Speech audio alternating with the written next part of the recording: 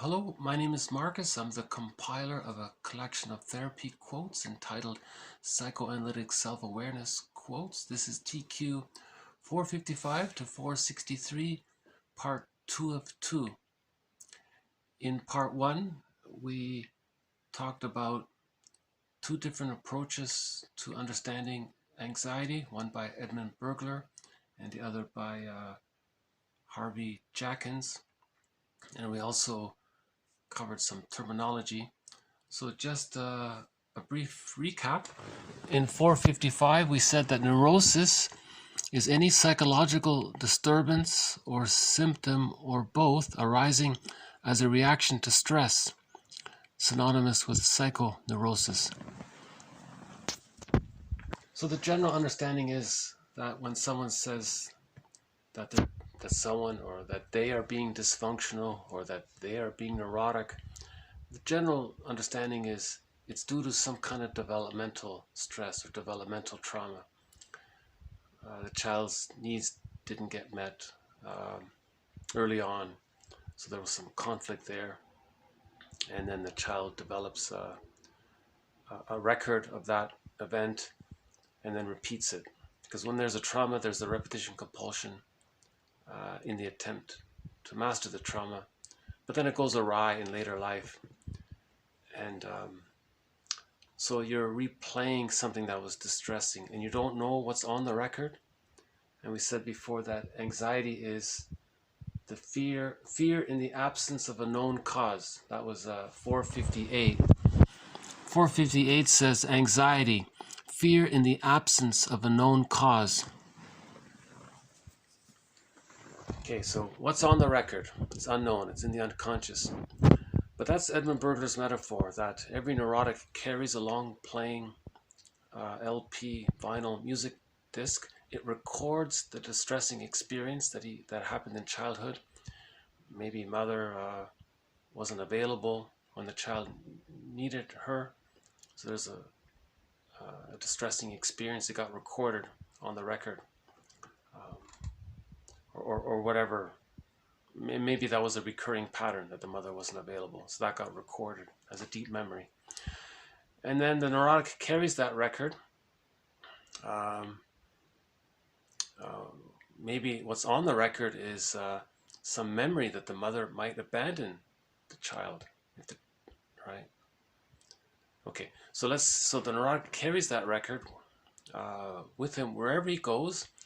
And whenever he sees a record player, he plays that record. He replays that distressing experience. In his mind, he projects that past record into the present situation. And Jackins says, if you do that, now the recording plays us. The person now in the grip of this recording of an old distress experience says things that are not pertinent, does things that don't work, fails to cope with the situation, and endures terrible feelings that have nothing to do with the present. Okay, so Jackins adds to this by saying, if you do project the past, if you do project the past onto the present's not the past. The present is not that time in the nursery 40 years ago or something. So, but you're seeing the present through the lens of that past. So that's why he says you're going to say things that are not pertinent. It's not going to work because you can't travel back in a time machine. You can't take that person back 40 years and transpose that person into your mother and get the mother to do what she's supposed to have done. See, it doesn't work, right? Repetition compulsion gone awry. The positive intention is to master the trauma, but it can't, right? So this repetition compulsion gone awry is repeating in action, not in words. The idea is to give sorrow words, then we can stop repeating it. But if we are repeating it, if we are acting out the past into the present, things don't work. We fail to cope with the situation. It's not going to change the past. And you're going to endure terrible feelings that have nothing to do with the present. You're going to endure the feelings of the past and it has nothing to do with the present. So we said before that anxiety is the fear is fear in the absence of a known cause. The known cause, one theory is maybe it was the deep memory of mother abandoning the baby. Maybe the baby thought that he was going to be abandoned. So he recorded that. So he's projected that outward, and he's repeating that. Now he's anxious. Burglar's theory is that, Burglar has this theory that, as mentioned in part 1, that every baby goes through 4 steps with an insecure attachment style. Okay, that's a developmental trauma. Every baby goes through 4 steps. The baby has a wish to bond with the mother securely, safely, warmly because of his attachment needs. That's his wish. It gets refused. That's step 2. The baby wants to protest, but he can't. That's step 3. Now he feels defeated. Step 4. Now that's on the record player. Now he's repeating that in the present.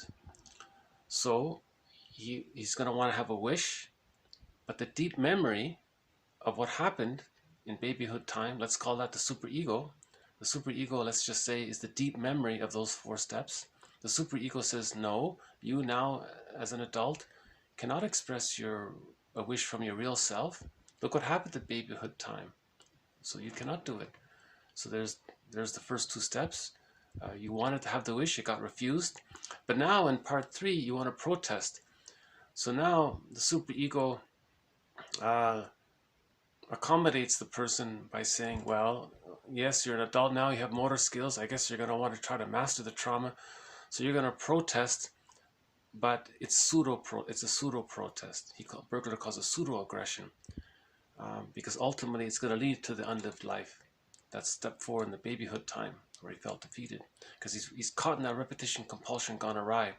So Burglar says anxiety pertains to that pseudo aggression, that defense mechanism he's using. That's step 3, that protest we're talking about. So anxiety relates to that protest. If it's not working well or whatever, you feel anxiety in relation to that protest.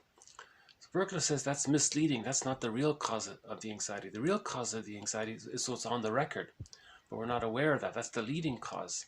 We're only aware of the misleading cause, right? So that's why someone might say he's anxious because his defense mechanism isn't working and he feels anxious. But that's not the real reason. It's misleading. The real reason is why that defense mechanism was there. It's there due to the repetition compulsion of what got recorded on that record, the original experience of maybe mother abandoning the baby or something like that. Yeah, one person says that if you trace it all the way back to its deep root cause, anxiety is ultimately the memory of mother threatening to leave you when you were a baby. That's what he says, right? Ultimately. But Burglar doesn't make it that, he doesn't make that specific. He's talking about the 4 steps in general. And anxiety relates to part 3 of those 4 steps. So the 4 steps were, baby has a wish, it got refused, he wanted to protest, he couldn't, and he felt defeated. Now as an adult, the person wants to express himself, he can't, it got refused, step 2. Now part 3 is going to protest, that's pseudo-aggression. That's his defense mechanism against steps 1 and 2. Now within step 3, why does that persist? Now remember, libidinized guilt. The child's life force to bond with the mother's pleasure, but it got rejected, so it got mixed in. The child's pleasure got mixed in with the displeasure of the rejection. You see, so Burglar calls that the pleasure and displeasure principle, or the libidinalization of guilt, or libidinized guilt, and he's calling this psychic masochism. So in step 3, as an adult, in their pseudo-aggressive behavior, there's a kind of covert, hidden memory of the baby's pleasure wanting to bond, but it got mixed in with the rejection. So the dysfunctional behavior is replete. He's calling that psychic masochism because ultimately it's going to lead to the unlived life, because you didn't get in touch with the root cause, right? So that's what the mourning process is for. Anyway, that was just one theory about that. So let's maybe go back to the jargon. So 455.